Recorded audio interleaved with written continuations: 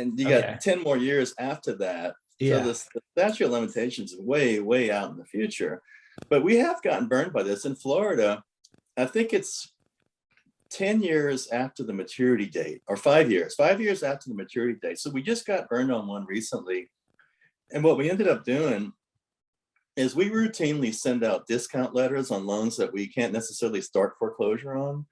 So we'll send out a letter with 4 options, a full payoff, the balance might be $100,000. We might have bought it for 5 or 8. Mm-hmm. And so we'll give them a full payoff at say $25,000. And then we'll say, or we can finance it interest only for a year at 7% to where the payments, $300 or $400, whatever. Or we give them an option to pay it fully amortizing over 20 years or 30 years or down payment. So we'll list out multiple options and let them know that even though you owe me $150,000, we're willing to take $25,000 because we bought it so cheap. And so a lot of times we get phone calls or emails or letters from the homeowner say, yeah, I want to talk more about this. And it all has to do with us, buying these seconds for 10, 15, 20 cents on the dollar. Yeah, So, I mean, we have a full chart of, statute of limitations because every state, I have 1, 2, 3, 4, 5, 6, 7, 8, 9 pillars for statute of limitations, right? From maturity date to last payment received to due date and all that stuff. So you're right. There's different pillars. All you have to do is flag it, right? When it comes up, when it's getting close, it's not that it's the end of the world. Usually there's a way to kind of negotiate. Maybe you do a mod agreement. Maybe you do something to avoid that problem. Or you make an action, right? Some states let you forgive stuff, like Florida. So let me, lack of patient remuneration, that's a huge one too. I think people miss out on. And the reason is that if you're in a bankruptcy, you need approved every payment from the origination to now. A lot of times you get a loan with, the last 2 or 3 years of payments, and that's it. Yeah, you mean foreclosure, right? Yeah, foreclosure. Not bankruptcy, but foreclosure. Sometimes bankruptcy too. Sometimes bankruptcy will ask for that if they contested what the legal balance is. But yes, you're right.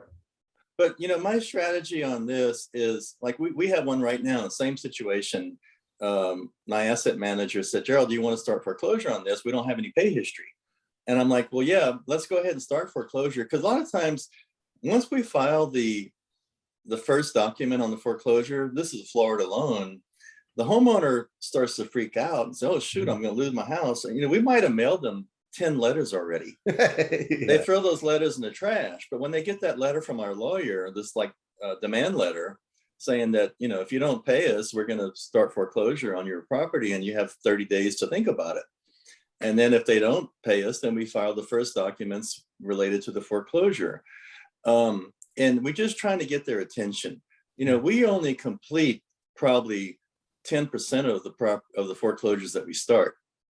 We might start 100 foreclosures and we only take 10 of those to completion where we actually have to own the property or take it to a sale where somebody pays us off, So yeah, and then on just to contrast that, on the first side, if a person is living there, same kind of thing, maybe 10% of those, that we actually bring to completion.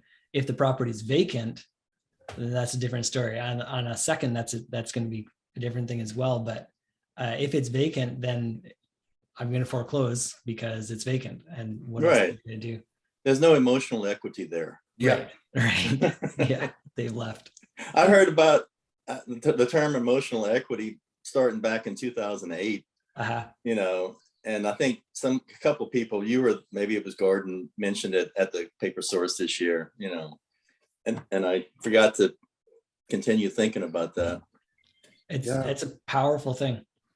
Yeah. Obviously, you're talking about mortgages, deed of trust, depending on the state, seller carryback. We did a webinar with Tracy a few weeks ago, and the number of seller finance last year, which we can't figure out why, was dramatically high. With all the house selling and all the money out there, it was crazy. Scratch and dent. For those who don't know what scratch and dent is, it could be numerous things. It could be the fact that the person didn't give all the information on their forms. When they submitted it for the application for the mortgage, they could have bought a car, any kind of numerous things. They didn't have all their tax returns, all that stuff could be all over the place. This is a nice place. I'll live there, right? So here's some examples that. Let's stop on this slide for a second. Yes. This is we foreclosed on this from second position, and we took over payments on the first mortgage, and we held it as a rental for 7 years. So that doesn't quite fit your model, right? Mhm. Do you think we made money or lost money on this deal? So you had a situation where your income was 120, your expenses 144, and your gain loss of 24,000 just based on the numbers. You lost 286 a month. Right. We lost 24,000 over 7 years on this house. Numbers tell you have to have lost money. Well, go to the next slide. Not a bad return. You're kidding. Yeah, Wow. I mean the price when we bought the note, the house was probably worth maybe $300,000. Okay. Here's your key right here. Yeah, we paid 17,000 for the note, and we held it, and we ended up with a 23% annualized ROI. Do you remember what the Fantastic. UPB was on that? Not really. I think it was in the $100-something thousand range. We bought this note for us 2011, 12, 13, especially 2013. In 2013, we spent $3 million on second mortgages. Wow. Good time to buy. To buy and hold, to hang on to. And at the average pool price at that time was like 12 cents on the dollar. Yeah. So we lucked out. We just happened to hit it right where we had the capital available.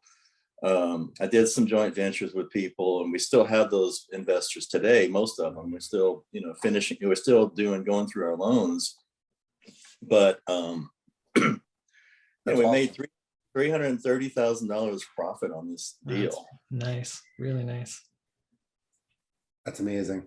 Oh, so cool. So this is a very confusing one for a lot of people, right? When a first may not be a first, or when a second is actually a first. Just before you dive into this one, I want to explain people why is a first and second a second. It's literally the order of the county records. If it's recorded first, it's a first. If it's recorded second. You could be in a spot where the second was recorded first and the first recorded second in your eyes, right? Most time when they build a house, they have to record that trust and they move it over or do a piggyback. So yes, it could be flip-flop. Can you share a little bit about when a first may not be a first? Well, in this case, it's very unusual. I mean, I've done, I've been through hundreds and hundreds of these deals, and the county recording shows this loan to be my loan in first position because the document ends in 627. Then there's another second mortgage right behind us ending in 628. So if you go down to the county records office, recorder's office, you'll see these two loans in the sequence. Mine was 627, theirs was 628. So I just assumed, hey, I'm in first position, no doubt about it.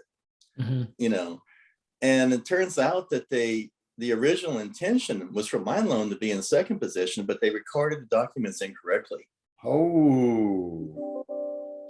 So it's a big mess. I've been in litigation on this for 3 years. Yeah, there's ways you can reverse it, but I'm presuming you don't want to reverse it. If your second's actually your first, I mean, I would stay there, right? If you can. Yeah. It's an ongoing legal, so I don't want to get too deep into it. Yeah. They finally came to me last week with an offer to buy us out that is about a third of what I was looking for.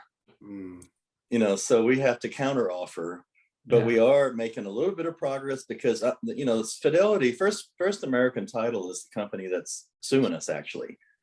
Really? They're because the other party had title insurance, so they filed a title insurance claim, and it's a long convoluted story. I've already had 4 different lawyers consult with me on this. I've got one primary lawyer, then I've had some other guys that were, what do they call them, expert witnesses, to help resolve this case. And we've already gone through one mediation, and we're probably going to go through another mediation. So anyhow, it's a messy deal. Most people are not going to run into this, especially we paid quite a bit for this loan. And so it's kind of, on the expensive side. We have a property, it looks like it's in no man's land. Yeah. Right. And that's part of my due diligence when I look at notes. I like to buy notes in cookie cutter neighborhoods. Yeah. But if the price is right, I'll Yep. buy something out in the boondocks. This is like, out in the, I've gotten stuff in Minnesota, out in, 10,000 lakes, Minnesota, but. Yeah, I typically look at the city or the town even, but population over 20,000. Because I figure Exactly. if I take it back, selling a house in a 5,000 person neighborhood is tough. Right. But everything is worth something at the right price. Absolutely. If someone gives you a note for $1, would you take it? Oh yeah, of course. There, So I would do a little bit of due diligence on that, but in general, yeah, for sure. Yeah. So